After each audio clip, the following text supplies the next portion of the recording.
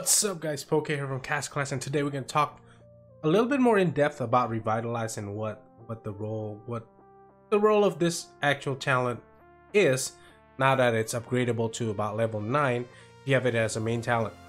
Now if you're a heavy pay to play or a casual pay to play that can purchase the insignias and stuff like that, keep this in mind or take it with a grain of salt. This is mostly for the free to play, because once they roll it, let's say they have it on their Warlock or something like that, or their Heartbreaker or something like that as a main talent, it's been there for like 6 months. They have to decide if they want to take it up or not. Maybe they have already, but I'm sure there are some who's still thinking like, are they still gonna be the main talent that I like on my Heartbreaker? Like, do I want something else? But uh-oh, not arena. So let's see here. I have, these are all the 13 heroes that I just put together.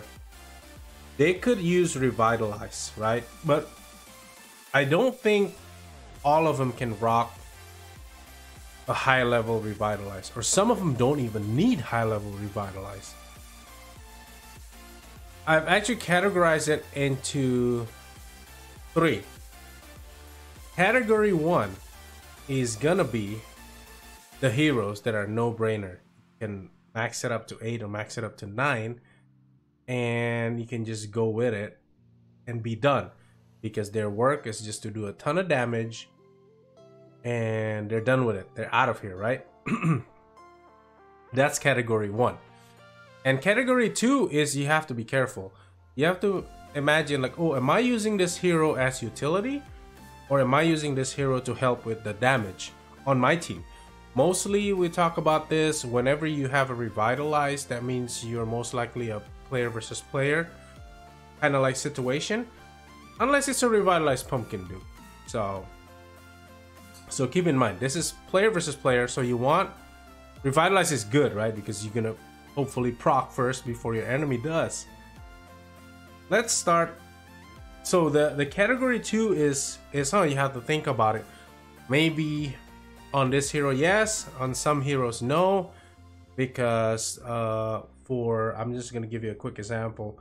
If you have a super defensive Anubis, yeah, you probably want to put Revitalize 5 instead of Revitalize 8, instead of upgrading it to Revitalize 8, because if he needs to be defensive, he needs to survive. I know he has 3 lives, but if he hits so hard and he gets reflected damage, he's gonna die fast. And now that we mentioned that, there's a category 3 that's like, you must not, if you have this as a main talent, or if you have like insignias that you usually put a level 5, don't go and convert all your level 5 into 6, 7, and 8, because this hero definitely will benefit more if you rock and Revitalize 5 compared to Revitalize 8. Because Revitalize 8, the difference is it's going to give you damage, and these heroes, the best thing to do is they need to proc, but they need to be careful not to eat a deflected damage and get themselves out of the picture. And now you lost a utility hero because they eat deflected damage for nothing, right? So let's go to category 1. The one that's for sure can use a level 8 that you can upgrade it right away. Don't even have to worry about it. It's the Boogeyman. You know Boogeyman, so he just needs to get out there, dish his damage, get it over with. Nothing else. You don't need Boogeyman for anything else. You make him tanky, I don't really know. Maybe some people will do it, but I don't really know what the use of having a really tanky Boogeyman, in my opinion. Maybe some people do it, let me know in the comment section, but in my opinion, he's just a damage dealer, that's it. You can level his Revitalize to level 8 and forget about it. The second hero in this category would be Trixie Treat, because in PvP, Trixie Treat, for example, Lost Battlefield, she just needs to proc, boom, gets the debuff out of the way, and hopefully one-shot a bunch of hero, because Trixie Treat comes with a level 8 War God. And she will most likely one-shot herself when there's deflect damage, because she has 8/8 War God built in. So might as well add a ton of damage on her and actually try to one-shot some of these heroes. Yes, you can say like, oh, Trixie Treat is used on one of these archdemon that is with some sort of life drain and tenacity talent or something like that. Yeah, in a specific situation, absolutely. But we're talking about most situation in especially player versus player. So I think there's only those two heroes you can upgrade it with no reason. You don't even have to think about it. And then the category 2 is the one that has a lot of heroes, because one of them is Candy Cane. Yeah, she usually just procs and get out of the picture because she gets one shot probably, right? But her job is basically to take away energy from heroes that are in the PvP scenario, and that's it. That's all she does. Same thing with Warlock. Proc. Maybe Warlock can hit as hard as he can, but I doubt he's gonna one-shot anything these days. But after that, he's just gonna provide that shield, and he's gone. He wants to slow people down and stuff like that, and he's gone. So that's kind of like your choice. That's a category 2. Another hero in category 2 is gonna be Heartbreaker. So if you make a very defensive Heartbreaker just to control energy, then you probably want to stay. I mean, if you want your Heartbreaker to be kind of like a utility, you probably want her to stay at Revitalize 5. But if Heartbreaker is part of your damage dealing team, then you probably consider bringing her up to level 8. I think I'm gonna get on in this one because there's a Lavonica and I don't have any Lavonica. This is a Revitalize 5 team, by the way, so as long as it goes above 50%, I'm gonna skip this one. Yeah, that's it. Yeah, so Heartbreaker, Storm Eater, same thing. If you have a defensive one that you're trying to stun teams with, then probably I'd recommend staying at level 5. But if you have Storm Eater as part of your damage dealer, then feel free to level up to level 8.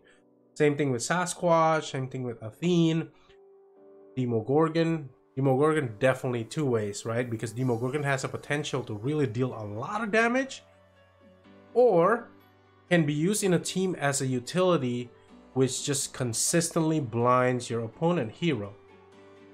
In that case, then you need him to stay at level 5 Revitalize, so that he doesn't accidentally snipe himself because he has so much damage and end up getting deflect damage, and guess what? His utility use is done. And Anubis, I know I probably mentioned it already in the beginning of the video. Anubis definitely usually is more defensive, but I do have a damage Anubis that I like to play around with, and hopefully in the future I can use it. And the third category is a big no-no. If you do have it as a main talent, I would highly recommend 99% of the time you would keep it down to level 5.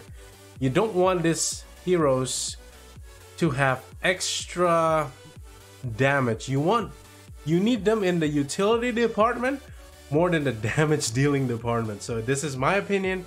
Take it with a grain of salt. I mean, those are gonna be the Walla Walla, because Walla Walla, you're gonna need him to buff and debuff more than dealing damage in most situations. So that's Walla Walla, and then number 2 is gonna be Serena. So see, Walla Walla. Walla Walla is so precious in the utility department that you really just, if you have Revitalize, level 5 is enough. You don't want him to deal unnecessary damage so that he's gonna deflect damage back. And what did I say? Serena. Serena is also a very key hero that you want her to survive. If you're in a PvP situation that you need to Revitalize, put a Revitalize 5 instead of 8. It's not automatic. He needs to survive. The longer she survives, the better your team overall is gonna be. And the last thing but not the least, I know this could be controversial because he has a lot of HP anyways, is gonna be your Golem. So let me know what you think. I would stay away from putting too much damage on Golem. I mean, Golem is not even considered a super tank anymore. He can probably tank some stuff, but if he deals damage and he gets deflected, oh my god, then he'd be super useless. His healing and his shield to the team and stuff like that. But that's my thing. And the last one, but not the least, I know if you're still in the mid-level or you're still starting out, you're struggling in dungeons, your Pumpkin Duke, if you ever want to put a Revitalize or something like that, you want to keep him at level 5. That's for sure, if you're doing dungeons. Because the harder it is for Pumpkin Duke to destroy what's in front of him, the better it is, because he stacks more. If he one-shots everything, then he has to move, then his stack is gonna be a little slower. You want your Pumpkin Duke to hit as soft as possible. If you can have Pumpkin Duke stay on one building for a long time, then he can stack without even moving. If you know what I mean. I can make a video about this, kind of like goofing around with Pumpkin Duke with damage and no damage in the future. Let me know in the comment section if you're having a hard time trying to understand what I'm trying to say. But that's that. Pumpkin Duke is on its own category, basically. It's a stack thing, not even about damage and what have you. But anyways, excuse me, yo, bro, Poke. I know this is a weird one, but I think not many people has deflect in their heroes or in their teams in general. I mean, why are you making people worry so much about deflect? Oh, bro, Mr. Random Guy, wanted to let you know 3 of the last, how many, 6 heroes have deflect damage built in, okay? One of them is Commodora. Hero reflects 60% damage, okay? That's one. And number 2 is Rascals, even though it's a chance, but if one of his Rascal is summoned, it's a reflection of 80% of all incoming damage. And the last one, of course, is gonna be the Asura, which is gonna reflect 50% of all incoming damage. That's not to mention, there's a huge percentage of people are using Flame Guard on Walla Walla, and so on and so forth. But anyways, thank you so much for watching. As always, you guys are awesome, and Poke out.